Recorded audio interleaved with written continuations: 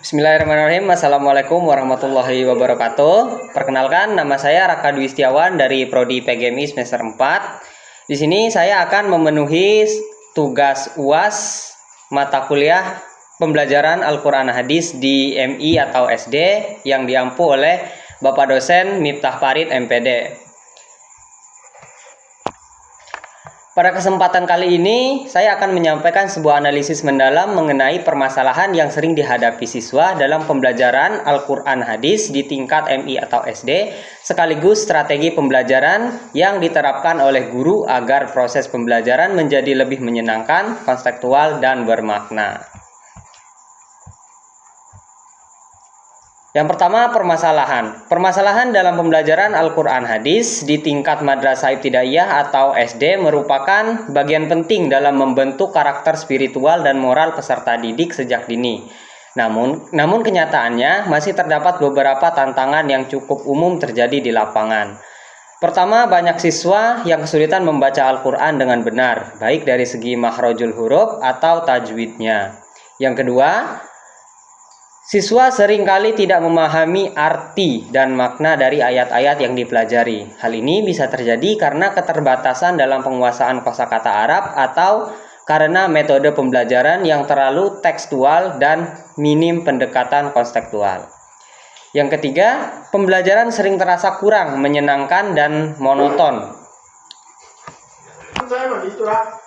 Ketiga, pembelajaran sering terasa kurang menyenangkan dan monoton. Guru terkadang hanya menggunakan metode ceramah dan hafalan, sehingga siswa mudah merasa bosan dan tidak terlibat aktif.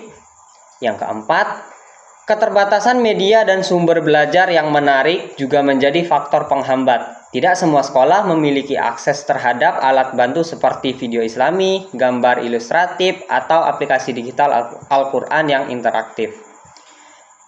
Yang kelima, masih banyak siswa yang belum melihat keterkaitan antara pelajaran Al-Quran Hadis dan dengan kehidupan sehari-hari. Akibatnya, materi yang disampaikan terasa jauh dari realitas mereka.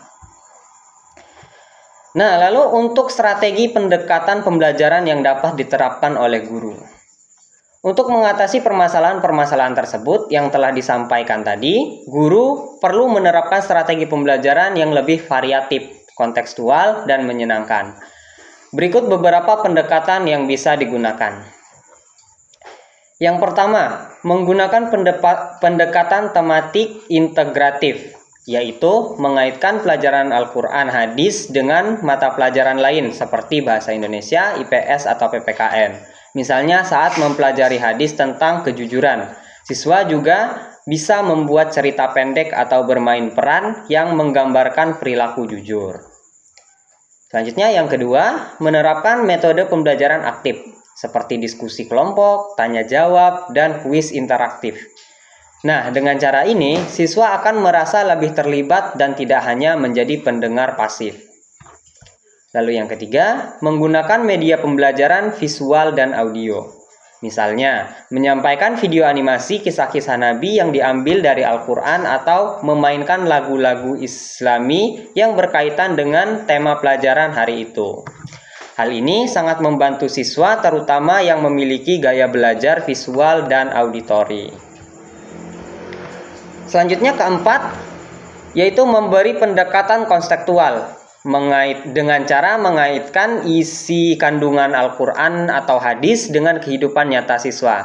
Contohnya, ketika membahas ayat tentang pentingnya menjaga kebersihan, guru bisa mengajak siswa membersihkan kelas atau lingkungan sekolah sambil mengulas isi ayat tersebut.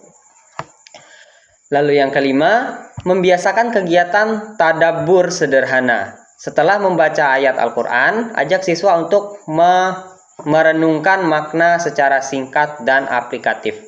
Gunakan bahasa yang mudah dipahami dan contoh yang dekat dengan kehidupan anak-anak. Selanjutnya, yang keenam, yaitu memberikan penguatan karakter melalui teladan langsung dari guru.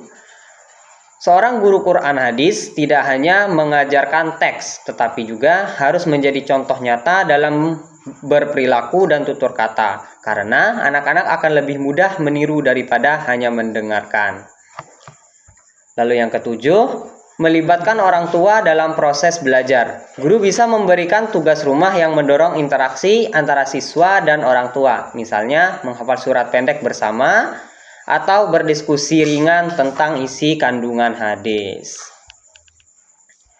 Nah, dari pemaparan materi tadi dapat kita simpulkan bahwa meskipun ada berbagai tantangan dalam pembelajaran Al-Quran hadis di tingkat MI atau SD, namun dengan strategi yang tepat, guru dapat menciptakan suasana belajar yang menyenangkan, konstekstual, dan bermakna.